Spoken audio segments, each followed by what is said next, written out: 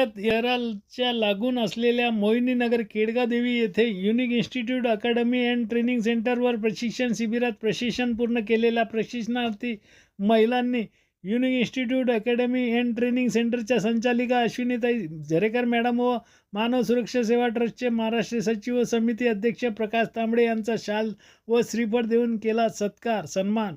याबाबत red news नगर जिल्हा प्रतिनिधी प्रकाश तांबडे यांनी पाठविलेल्या बातमीपत्रानुसार प्रधानमंत्री PM विश्वकर्मा योजनेचा लाभ गरजू दिव्यांग विधवा व गोरगरीब महिलांना मिळावा या उद्देशाने तसेच महिला आत्मनिर्भर व आर्थिकदृष्ट्या सक्षम व्हाव्यात याकरिता अहमदनगर जवळ असलेल्या केडगाव देवी येथे मोहिनीनगर परिसरात unique institute academy and training centre व मानव सेवा सुरक्षा ट्रस्टच्या संयुक्त विद्यमाने प्रशिक्षण शिबिराचे आयोजन करण्यात आले होते। या प्रशिक्षण शिबिरामध्ये प्रशिक्षण पूर्ण केलेल्या गोरगरीब गरजू दिव्यांग महिला विधवा महिलांच्या वतीने unique institute academy and training सेंटरच्या संचालिका अश्विनीताई झरेकर मॅडम व मानव सुरक्षा सेवा ट्रस्टचे महाराष्ट्र सचिव आणि समिती अध्यक्ष प्रकाश तांबडे यांचा शाल व श्रीफळ देऊन सत्कार करण्यात आला।